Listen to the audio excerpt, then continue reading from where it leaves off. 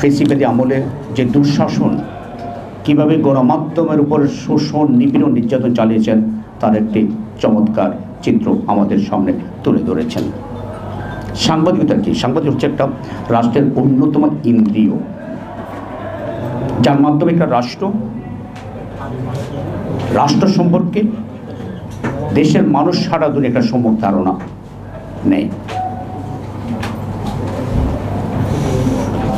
আরও যদি বলি, সুশাসন নিশ্চিত করতে সংবাদ মাধ্যম পাহারাদারের ভূমিকা পালন করে। এই জন্য গণমাধ্যম, সংবাদ মাধ্যমকে বলা হয় রাষ্ট্রের চতুর্থ স্তম্ভ, আর সাংবাদিকদের বলা হয় ওয়াচডগ, অতন্ত প্রহরী। কিন্তু বিগত সরকার সাংবাদিকদের যে ভূমিকা সেটা পালন করতে দেয়নি, এবং আমার সাংবাদিকরাও সত্যি কথা ওয়াচডগ না হয়ে আমরা পেট ডগ হয়ে গিয়েছিলাম, পোষা কুকুর, হাসিনার পোষা কুকুরে পরিণত হয়েছিলাম।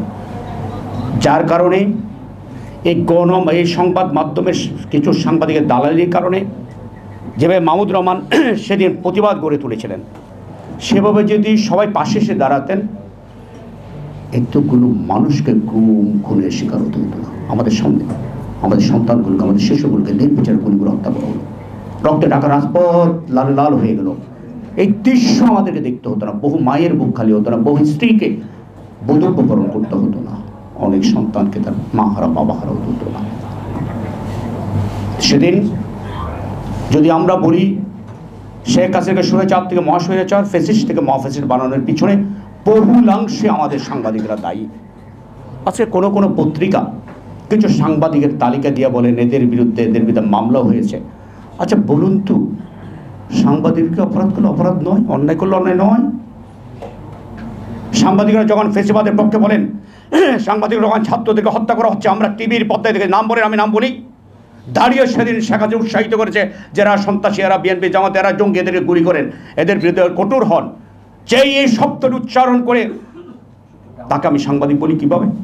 তাকে তো আমি কেবল খুনি বলতে চাই।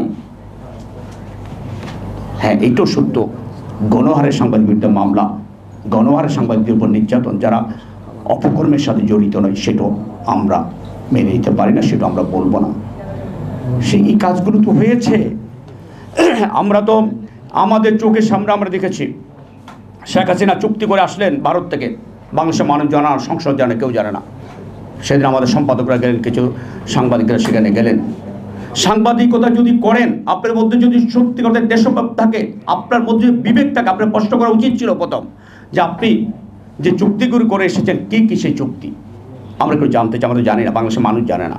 বাংলাদেশের মানুষকে জানানোই তো সাংবাদিকের দায়িত্ব। আমরা সেই প্রশ্নটি সেদিন দেখিনি। কি দেখেছি? সেই আমরা দেখেছি তাকে বলল, আপনি দেখেন বাংলাদেশের নেত্রী নন, আপনি এখন বিশ্ব নেত্রী। আমরা কি শুনলাম একজন সম্পাদকের কাছে যে এখন একমাত্র নোবেল পাওয়ার দাবিদার বিশ্বের মধ্যে আপনি আর কেউ নাই। এর চেয়ে তোষামোদি, এর চেয়ে দালালি আর কি হতে পারে? আপনি আমার রাষ্ট্রের কথা তো বলেন, আপনি তোষামোদি করছেন। ওই প্রেস কনফারেন্সকে আমি প্রেস কনফারেন্স বলতে চাই না, তাহলে প্রেস কনফারেন্সের ডেফিনিশনটাই চেঞ্জ হয়ে যাবে। ওইটা একটা ছিল শেখ হাসিনার সংবর্ধনা সভা। আপনি করেন না, আপনার ইউনিট ফোরামতে শেখ হাসিনার সম্পাদন, আমাদের তো আপত্তি নেই। প্রেস কনফারেন্সে গিয়ে আপনি সেই বাংলাদেশের জন্য সে কথা নিজে বলতে পারেনি, ওরা আমি সাংবাদিক বলতে চাই না, ওকে আমি চাটুকার বলতে চাই, ওরা আমি দালাল সাংবাদিক বলতে চাই।